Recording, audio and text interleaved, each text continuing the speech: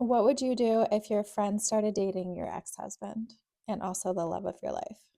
Ivana divorced the love of her life, Vlaho, more than 10 years ago, and that's when we meet her in Slanting Towards the Sea, which is one of my favorite books that I've read so far this year.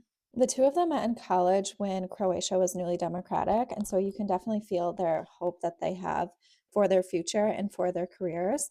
But unfortunately, it doesn't turn out as well for Ivana as she would have hoped. The two of them get married and they encounter some challenges in their marriage. And ultimately, Ivana has a secret that she is dealing with, and then she decides to set Vlaho free and they get divorced. So now it's 10 years later, and their lives look a lot different. Vlaho has gotten remarried and he now has two children. And Ivana is home caring for her father, who is sick. And she's just, kind of going through the motions of life. So, why did they really get divorced? Is there anyone specifically to blame for their divorce? And who is Vlaho's new wife? And then also, what should Ivana do with her life?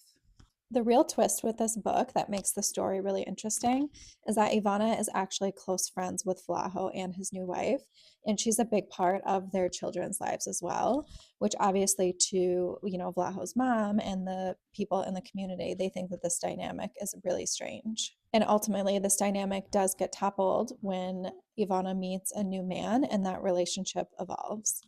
But what I love the most about this book is that it makes you feel emotions on behalf of the characters.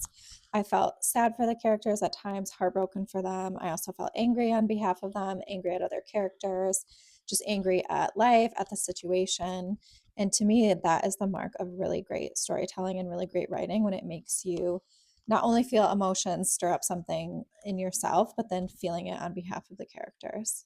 The book also touches on so many pain points of life, like being a new college graduate when you're so excited to, begin your life, but then your dreams are squashed by the current job market, or realizing that you might have given up your biggest dreams just to please the people around you, or you were just going through the motions and doing what was expected of you or what you thought you should do. And acknowledging that the negativity in your life, whether it's from within or from the people around you, will really keep you down in life. This book was so beautiful. I really loved it, but I will say ultimately it didn't make me feel super, depressed or like destroyed when I was finished reading it, which is a really hard line to walk in terms of feeling this wide spectrum of emotions, but then also not feeling down or sad when you walk away from a book. I'm still thinking about it. I've been thinking about it for a while, but without spoiling anything with the ending, I felt like it was a great ending.